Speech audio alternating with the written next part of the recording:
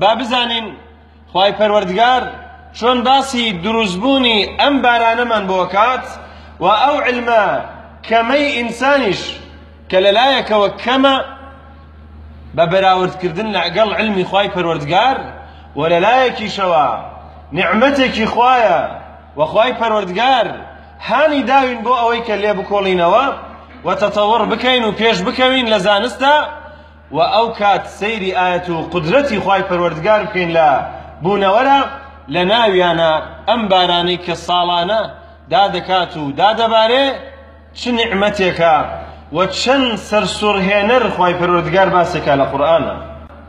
یەکەم شتێک باسی ئەم بارانبارینە دەکات بەوە دەست پێکا کە ببینن و تێ بفکرێن و ورد ببنەوە پێش بکەون و تەتەوڕ بکەن بزانن خوای پەروەردگار چۆن ئەم بارانەی سازاندووە و کەیفیەت و چۆنەتی دروستبوونی ئەم بارانەشی بە وردی باس کردووە.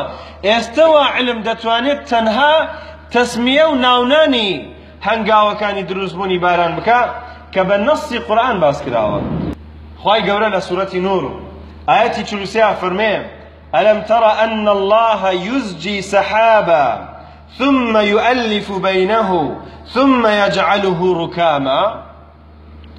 ألم ترى أولي آياتك أو سير ناكن ورد نابنوا تنا فكرين كخواي پروردگار شون أم باراني دروس كردوا بويان دفرميت ألم ترى أن الله يزجي سحابا مسجدكات تيكل كيشيكا علمي كشناسي استا أو پري گيشتن پي أويكا أم هورانا پارچە پارچەی بچووکی سووکی هەڵمبوونی ئاو کە دادەکات و دەڕوات بەهۆی ئەو بایەی کە خوای پەروەردگار هەڵی دەکا بۆیان ئەم هەڵمانە و ئەم سووکبوونی هەڵمی ئاوە لەم سەرزەویەوە وردە وردە بەرز دەبێتەوە پارچە پارچە و دڵۆب دڵۆب و گەردگەرد و هەندێک سووکە لە ڕووی بارستەوە ئەو جار هەڵدەکات و بەرز دەبێتەوە. خوای گەورە فەرمێ نابینن کە خوای پەروەردگار ئەم هەورانە بەرز ئەکاتەوە ئەو جا فەرمێ ثم يؤلف بينه ئولفەت یەکگرتنە بەڵام سیفاتێکی تریشی تیا شاردراوەتەوە کە جوانە ئەویش ئەوەیە کە یەکگرتنێک کە مەیلی لەگەڵا بێ حەزی لەگەڵا بێ ویستی لەگەڵا بێ کە ئەو یەکگرتنە ڕوو بدە. باشە ئەم هەورانە چۆن چۆنی ئولفەیەک لە بەینانە دروستەوە کە یەکتری ڕاکێشن بەهۆی دروستبوونی بارگەی سالب و موجەبەوە کە ئەم هۆکارە خوای پەروەردگار دەفەرمێ وایە لێ یەکەم ئولفەتێک لە بەینانە دروست ببێت و یەک بگرن بۆ ئەوەی تۆکمە بن تەبەقە تەبەقە چین چین ئەم هەورانە یەکتری دەگرن تاوەکو خوای گەورە فەرمێ ثم يجعله ركاما. ثم واتە لە پاش ئەوەی کە یەکتری دەگرن يجعله جعل فعلێکە لە عەرەبیە بۆ تەحویلی شتێکە لە جۆرێکەوە بۆ جۆرێکی تریان لە مەرحەلەیەکەوە بۆ مەرحەلەیەکی تر. تەماشاکە لە مەرحەلەی گرد و هەڵمەوە خوای پەروەردگار کردی بە پەڵە هەوری چین چین دوایە ئەم پەڵە هەورە چین چینەیش یەکیان گرتووە ئێستا ئەیکا بە ڕووکام. ڕووکام یعنی یەکگرتنێکی شڕ و پڕی بەرز بووەوە وەکو شاخ کە لە شوێنێکی ترە هەر خۆی دەفەرمێ وەکو شاخ بەرزیانەکەمەوە چین چین یەکتری دەگرن تاوەکو وەکو شاخ بەرزە بنەوە. علەمایانی کەشناسی دەڵێن تاوەکو 20 کیلۆمەتر بەرز دەبێتەوە ئەم هەورانە ئەگەر تەماشایکەین لەسەرەوە وەکو شاخێک ئاوەها لە لووتکەیەکەوە دەست پێکات تاوەکو بنچینەیەکی تۆکمە کە لە خوارەوە ئێمە تەنها سەطحێکە بینین ڕوویەک دەبینین واز دەکەین پەڵە هەورێکی وەکو نان وەکو سفرەیەک وەکو فەرشێک ئاسمانی داتەنیوە بەڵام لە سەروەوە وا نییە. ئەگەر لەسەرەوە سیر بکرێت ئەنجا ئەوە دەرەکەوێت کە وەکو شاخە و ئەمەش بەڵگەیەکی زۆر بەقووەتە لەبەرەوە زانست تاوەکو قەمەرسناعی نەسازاند مانگە دەستکردەکان و هەڵی نەدا و لەسەرەوە تەماشای ئەم هەورانەی نەکرد ئەو دیمەنە سەرنجڕاکێشە شێوە شاخی و چیاییەی هەست پێ نەکرد و درک پێ نەکرد. تیشکی خۆر تیشکێکی ڕووناکیە و ڕووناکیش شەپۆلێکی کارۆموگناتیزیە کە لە دوو دانە شەپۆلی موگناتیز و کارەبایی ئەستون لەسەر یەک کە بە خێرایی دەڕوات نزیکەی 300 ملیۆن مەتر دەبڕێ لە یەک چرکەیە. تاوەکو سەعاتێک چرکەیەک دەژمێرێت تیشکی خۆر دەتوانێت 300 ملیۆن مەتر دووری ببڕێ.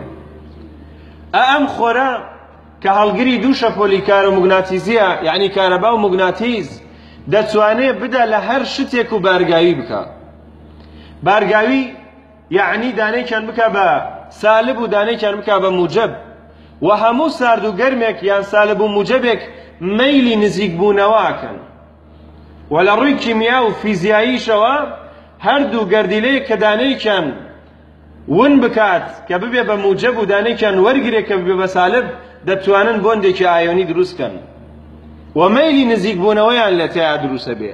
ئەوەیە کە خوای گەورە فەرمێ ثم يؤلف بينهم کاتێک کە ئەم گەردی هەڵمانە هەڵەسن و بەرز ئەبنەوە و تیشکی خۆر لیان دەدات بەهۆی تیشکە کارۆموگناتیزیەکەی و بارگاوی دەبن ئولفەت و یەکڕاکێشان و یەکگری لە نێوانیانە دروستە بێت. هەر لەبەر ئەوەیە کە خوای پەروەردگار لە سوورەی نەبەە لە سەرەتای جوزئی عەممەیە کە باسی دەکات دەفەرمێ وجعلنا سراجا وهاجا. خۆر اینجا لێرەشە جەعەلە هاتووە خۆرمان کردوێتە مەشخەڵێکی تیشکدەری ڕووناکەرەوە. لە دوای ئەم تیشک و ڕووناکیە باسی ئەوە دەکات کە دابارینیش بە دوایە دێت. وجعلنا سراجا وهاجا وأنزلنا من المعصرات ماء ثجاجا. دوای ئەوەی باسی خۆر دەکات باسی دابارینەکە. ئێستا زانستی کەشناسی دەڵێت بەڕاستی ئەگەر ئەو بارگاویە نەبێ هەور دروستە بێ و دادەبارێت یعنی هەر بە وشک بوونەوە و بە کەمی خۆی دووبارە دەکاتەوە و دەتراوێتەوە سەر زەوی هەور دروست نابێ و هەورە بروسکە دروست نابێ هەورە تیشکە دروست نابێ دابانیش بەرهەم نایە. تەماشاکەی ئەو ئولفەتەی کە خوای گەورە فەرمووی سەرچاوەکەی دەگەڕێتەوە بۆ خۆر بۆ دروستکردنی ئەم دابارینەی کە دەبارێت. بۆیە کاتێکە هەڵمەکان دەچنە ئاسمان بارگاوی دەبن بەهۆی تیشکی خۆرەوە سالب و موجەبی تیا دروستە بێ یەکگر دەبن ئەو شاخە هەوریە دروست ئەکەن و ئەو دابارینەمان بۆ پێک دێت. هەر ئەوە بوو کە خوای گەورە فەرمووی ئەلەم تەڕە ئەن الله يزجي سحابا ثم يؤلف بينه ثم يجعله ركاما. لسرتاي وتاركەوە باسمان کرد ئەم ئاەتەی هێناوە خوای گەورە ئەم ئولفەتە لە نێوان تەبەقاتی هەورە دەگەڕێتەوە بۆ ئەو تیشکە جوانەی خۆر. سەر سوڕهێنەرتر لەمە خوای پەروەردگار لە ئاەتێکی ترا زۆر بە وردی هاوشێوەی ئەم ئاەتە و سەرنجڕاکێش باسی کردو کە فەرمێ الله الذي يرسل الرياح فتثير سحابا. ئەو خوایە باسی ئەڵڵا دەکات سێرەکەی باسی ئەم مەخلوقەیەکە کە ئینسان عەجزی هەیە بۆی ناتوانێت کە ورد بێتەوە لە ئەم دەسەڵات و قودرەتە. ئەنجا خوای گەورە باسی ئەوە کە ئەڵڵاه ئەوەیە کە ئەم بارانە دروستەکە. يرسل الرياح با هەڵدەکات. ئێستا بڕۆ سەیری ئەو پەیج و قەناتانە بکە کە باسی کەش و هەواناسیە ئەڵێن بایەک هەڵی کردووە ئیمکانی بارانە یعنی سەرەتای با هەڵکردنەکە ئیتر بۆیان دەرەکەوێت کە ئەم باە هۆکارێکە بۆ باران خوای گەورەش دەفەرمێ الله الذي يرسل الرياح فتثير سحابا. ئیثارە دەکات هانی هەورەکان دەدات بەرەو ئاسمان بڕۆن و بجوڵێن بۆ ئەو شوێنەی کە خوای گەورە دەیەوێت بزان دەیەوێت بۆ کوێ ببارێت و لە کوێ کۆبێتەوە. فيبسطه في السماء سوکی دەکا ئاوەها بڕاتە ئاسمان بەست وا بە سوکی بە ئاسانی یەک دەگرن و دەچن لەو ئاسمانەیە بێ عامود و بێ ڕاکێشان و بێ هەڵواسین بەو ئاسمانەیە دەوەستن کە بە مەلایین ملیۆن تەن قورسن. علم دەڵێت بە هەزارەها ملیۆن تەن قورسن. چۆن ها لە ئەو ئاسمانە خوا مەگەر خۆی بزانێت چۆن لەو ئاسمانە هەر کاتێکی ژویسی دادەبارێت نەیشێوێت دا نابارێت دەڕوات و بەس تەنها هەورەکەی دەبینی. بۆیە ئەفەرمێ فەیەبسوطه فی السەماء کەیفە یەشاء، چۆنی بوێت لە هەر ئاسمانێکە لە هەر پارچێکی ئاسمانە دای دەباسێت و بۆ بەوەستایی کۆیان دەکاتەوە. وەیەجعله کیسەفا، کیسەفەن یعنی دووبارە چڕیان دەکاتەوە ئەو شاخانەی لێ دروستەکە کە لە ئاەتەکەی ترا ئاماژەی بۆ کرد. ئەو جار دەفەرمێت فترى الودق يخرج من خلاله، ئیتر لەم کیسەفە لەم چڕبوونەوە و بەرزبوونەوەیە دڵۆپەی باران دەبینی دادەکاتە خوارەوە. فإذا أصاب به من يشاء من عباده، ئەو دڵۆپە بارانە بیرتان لەوە کردوێتەوە کاتێ نمە باران دەبارێت نەخۆش هەست بە ئاسوودەیی دەکا، پیرەکان دڵیان خۆشە بێت، گەنجەکان ئاسوودە دەبن، ئەوانەی پێستیان وشکە هەر لە خۆیەوە نەرم دەبێتەوە، هەندێک نەخۆش دەچێتە بەربارانەکە بۆ ئەوەی کە ببێ بە عیلاجی بەعزێک لە دەرد و بەڵاکانی. خوای پەروەردگاریش لەم ئاەتا دەفەرمێت فإذا أصاب به من يشاء من عباده، کاتێ ئەم دڵۆپە نەرمانە دەدا لە عەبدەکانی خوا، کاتێ لە خۆت لە ماڵی تو دەزانی نمە باران بەر زەرعاتەکەت دەکەوێت، بەر تۆوەکەت دەکەوێت، چەند ئارامی. دەبزانە خوای گەورە فەرمێکی کاتێ ئەم دڵۆپە نەرمانەدا دەبارێنن فإذا هم يستبشرون، مژدە دەدەن، دڵیان خۆشەوێ الله لەم نمە بارانەی کە دەبارێت. سبحان الله. لە ئەوڵی با هەڵکردنەکەەوە باسی کردە تاوەکو ئەخیر کە ئەگەر نمە بێتە خوارەوە ئەو بارانە پڕبەرەکەتە، خەڵکی مژدە دەدەن بە یەکتری، بە یەک دەڵێن ماشەڵڵا چ نمە بارانێکی بەبەرەکەت. و تەنها کاتێکیش نمە باران دێتە خوارەوە خەڵک زۆر مژدە دەدەن بە یەکتری.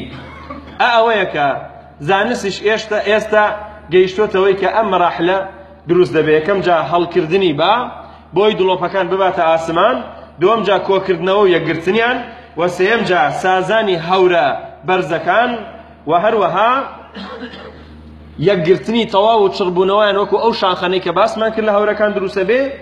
ئەو جا نزول الودق، ودق یعنی دڵۆپە بارانەکان، دوای ئەوەی دروست بوو ئەو بارانە دێتە خوارەوە. ئەمە قورئانە، ئەمە ئاەتن، قسەی هیچ کەسێک نین ئیلا خالقی ئەرز و ئاسمانەکان نەبێ کە باسەکەین.